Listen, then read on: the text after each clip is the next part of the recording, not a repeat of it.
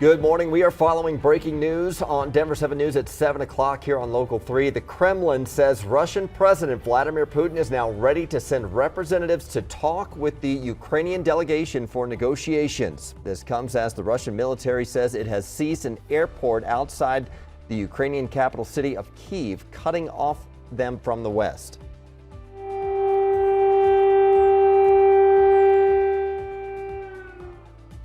And you can hear the air raid sirens. The city remains on high alert, and we are seeing new damage from missiles and air raids and dozens of Ukrainians killed from the invasion. Here at home, Coloradans gather outside the state capitol with signs and waving flags calling for peace. Many are also anxiously waiting to hear from loved ones. There's not much you can do but pray. So we've been praying. Little that anyone can do right now but watch, wait, send prayers and thoughts, of course, as we continue to track developments this morning. Also today, the United Nations Security Council will be meeting on a joint resolution to condemn Russia, and a meeting with President Biden and NATO leaders about ways that it can help are underway. Thanks for joining us. I'm Brian Sanders. And I'm Nicole Brady. We will get back to the latest developments overseas, but we want to start with a nice look at the sun on this Friday morning. It is good to see that back here. It is still cold as you walk out the door right now, but Katie is here and we're going to see a warm up soon. Today is the first day of gradual warming here across the Front Range. Sun is shining, dry conditions currently, and you can see a live look from Westminster. A little more cloud coverage off to the west where we are picking up some moisture. Spots like Glenwood Springs, low-lying clouds, some fog, and light snow showers over higher terrain. It's a very weak system, no advisories in place across the state. Sunshine to start the day, and those temperatures, yes, are still very cold, so be prepared when you walk out the door. It's only 5 in Aurora, Broomfield, and Boulder, -1 right now in Greeley, and 3 below 0 currently over Sterling, with wind chill values feeling even chillier. In terms of our temperatures, upper 20s to around 30 degrees. Clouds and winds increase. You can see that light snow just off to the west. Chance for a few flurries, especially over the Palmer Divide this evening. Very light to no accumulation, Jason, and then warmer and dry for the weekend. We have triple trouble on I-25 right now with another new crash up to the north side. This is the one on southbound I-25. There's 6th Avenue right there, and you can see most of the highway is blocked. We've had a significant crash here,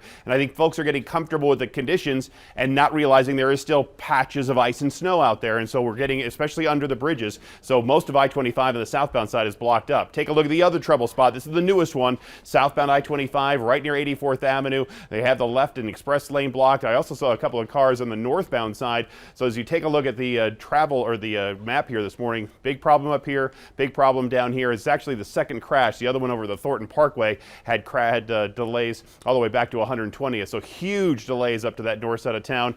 Everywhere else looks pretty standard for us. To or from the airport, that looks okay, but you are going to find some slick spots, especially off the highways and even on the highways this morning. Taking a live look from Kyiv right now, where it is starting to fall into the evening hours. Ukraine's president is now calling Russia's invasion, quote, the beginning of war against all of Europe. It also comes as the Kremlin is now saying President Vladimir Putin is ready to send representatives to negotiate terms in Belarus. Now, about an hour ago, Ukraine's president urged Putin to negotiate to end the bloodshed. About 500 people have died, of Ukrainians and Russians combined. We're not seeing soldiers give up easily on either side. This is new video of Ukrainian forces resupplying at a police station in the center of Kyiv. They're taking up defensive positions across the city, and we're told the military has handed out rifles to civilians and is urging them to make their own Molotov cocktails to defend their country. We are also seeing Ukrainian tanks abandoned by a bridge crossing in Russian-held areas of southern Ukraine, and civilians are simply driving around them. CNN reports there was fighting in the area, and their crews saw 4 large shell craters and several people dead, but the Ukrainians seem to have been able to push the Russians back. And this new video shows a bridge in the north of Kiev just devastated there, but it was destroyed purposely to prevent Russian troops from using it to get into the city. Of course, it's also making evacuations more difficult. We've seen people climbing through the rubble to get to the other side. And that is just some of the damage we're seeing across the country this morning. ABC's Faith Abube is in Washington with more scenes from Russia's assault and what the international community is doing to pressure Vladimir Putin into ending his attack. This morning, Russian troops in tanks and armored vehicles advancing on Ukraine's capital city of Kyiv, leaving in their path the wrenching destruction of war. Missiles raining down on neighborhoods. At least 8 people injured Friday when a rocket struck a residential building in a suburb of Kyiv. In this apartment building in Kharkiv, an unexploded rocket caught in the ceiling. And closer to the border, this jet missile jammed in a road. You're convinced Putin's going to overthrow this government? I'm convinced he's going to try to do that. A senior Pentagon official says Russian forces have launched more than 100 missiles so far and initiated multiple ground incursions. Ukraine's president, in a video message, declaring Russian enemy sabotage groups have now entered Kyiv and have designated him target number 1. We know that there were hit lists, so they can go in and just assassinate people. Women and children seeking bomb shelters, hiding in a subway station. Men over 18 years old called to take up arms and defend Ukraine.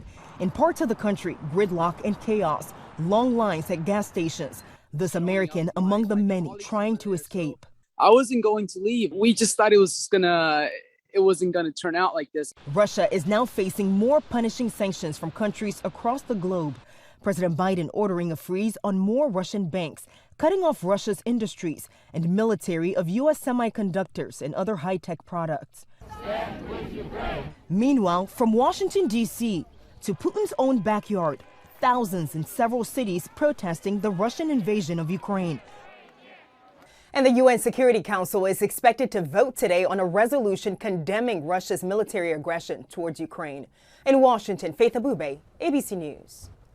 Back here at home, Governor Jared Polis has announced actions against Russia as well. He's directed his office to terminate any contract with a Russian state-owned company. He's also asking the state's Information Technology Office to focus resources on protecting the state from a possible Russian cyber attack.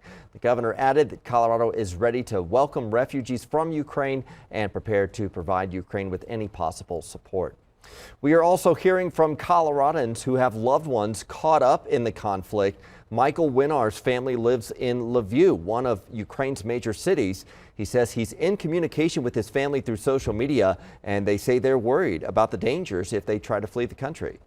This is like my worst nightmare. I mean, this is one of the worst days of my life, honestly. But for me, it's my family. These are my sister-in-law, my brother-in-law, my mom and dad that I love, and my nephew. One's a baby. I can hear he feels helpless with his whole family over there. Few options and thousands of miles away, too. Michael says his family is waiting and praying for more information. He says his family is currently safe, though, in Lviv. The invasion is taking a toll on how much we pay for everything at home, from gas to food to metals. Russia is an oil and gas powerhouse, and more sanctions will definitely impact output. It's the instability of where are you going to get that product from. For example, Russia produces about 10% of the oil that the world uses, and they produce about 30% of the natural gas that Europe uses. So when you begin to see instability over there, it creates problems throughout the marketplace. Those prices then rise, and we end up having to pay more at the pump and more to heat our homes. Haley says Colorado is one of the top 10 oil producers in the U.S., so we won't likely see the same level of price increases as other states. AAA this morning reports gas prices in Colorado are up just 3 cents overnight.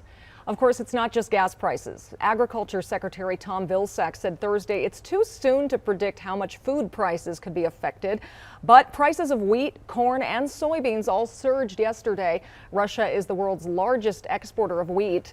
I spoke to Jack Buffington, the director of the Supply Chain Management Program at the University of Denver. He says it's not so much a lack of supply, but uncertainty in the market that will drive prices up. How disruptive will this be? Is this something that's going to last for 2 weeks, or is it something that's going to last for 2 months? And all the markets are trying to think through what's happening and predict this, and that's what you're seeing from the price increases. Another area that could be impacted is the cost of fertilizer. Russia is a major exporter of all types of fertilizer. That will increase costs for farmers, and that will lead to higher grocery prices. The invasion is also impacting the price of metals. Analysts say Russia is a major producer of things like aluminum, nickel, and copper. Stricter sanctions could squeeze a market already facing supply shortages, from cans for food and drinks to microchips for vehicles and electronics. So we will continue our coverage of this invasion. Coming up at 7:30, we're going to hear from an intelligence expert about Russia's possible ultimate goals for this attack. And we're hearing from more Ukrainians living here about the uncertainty they're facing. It is the last day for required masks in Denver public schools. Now the district is turning to federal relief money to keep teachers in their classrooms.